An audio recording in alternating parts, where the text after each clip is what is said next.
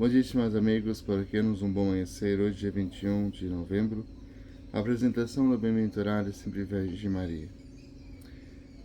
Nós olhamos para a nossa vida, para a nossa história hoje e percebemos que o Senhor recorda a vontade que nós devemos colocar em prática diante do Senhor Deus. Na celebração da memória e apresentação do Bem-aventurado da Virgem Maria, contemplamos aqui dois tipos de pessoas: as que estão dentro e as que estão fora, ou seja, os de dentro, os de casa, os verdadeiros parentes, a mãe de Jesus, seus irmãos, que fazem a vontade do Pai que está nos céus. E os que estão ao seu redor, que são seus discípulos, e sobre eles que estende a mão, eles que escutam e compreendem e praticam a palavra da vontade de Deus. Os discípulos, ele quer uma comunidade de seguidores. Quem são meus irmãos, quem é minha mãe? São aqueles que fazem a vontade de Deus, aqueles que ouvem a palavra de Deus e põem em prática. Então, Jesus indica que Ele quer que todos nós façamos parte dessa comunidade, né? Nós precisamos entender a vida da comunidade, e a igreja, ela nasce da escuta do evangelho do seu mestre, que é o próprio Jesus. Olha só, a igreja nasce da escuta.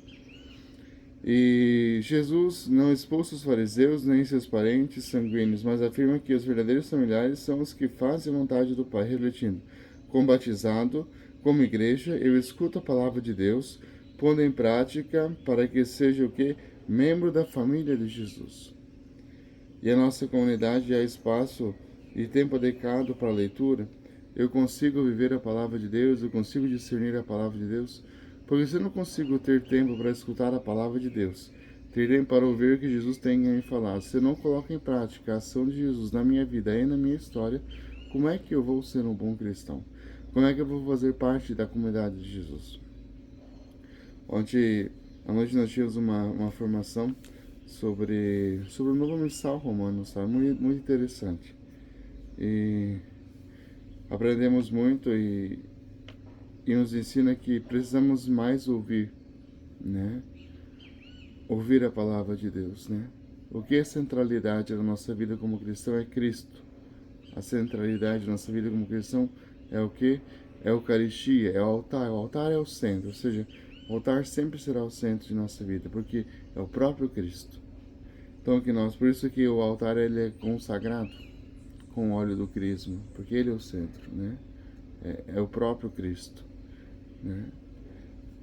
As demais coisas são funcionais na nossa vida, na nossa comunidade, mas o altar, ele precisa ser o quê? A centralidade. Cristo é a centralidade. E quando a gente não coloca Cristo como centralidade, a gente vai se preocupando e perturbando com outras coisinhas pequenininhas. Então, antes de nós falarmos o que pode, o que não pode, como vai, que não vai, a pergunta é: eu tenho escutado a voz do Mestre? Eu tenho reconhecido a voz do Mestre? Eu preciso escutar esta voz, né? Então, Jesus: eis a minha mãe e meus irmãos, aqueles que ouvem e que fazem a vontade de Deus. Vamos ouvir mais as coisas de Deus, né? O poderoso faz maravilhas em nossa vida e continuará fazendo a cada dia que passa. Mas eu preciso fazer o quê? Eu preciso aprender com Maria a saber escutar, né? O Senhor estende suas mãos para mim e para você, mas que nós colocamos em prática na nossa vida aqui a escuta. A escuta. Tenha um bom abençoado dia, que Deus te abençoe, te guarde, te proteja, que Deus possa sempre te conduzir na sua vida, nessa história. Que Maria, nossa mãe, possa sempre guardar em nossos corações o que é o nosso desejo de escutar a palavra, que é o próprio Verbo encarnado. Bom abençoado dia, que Deus abençoe você.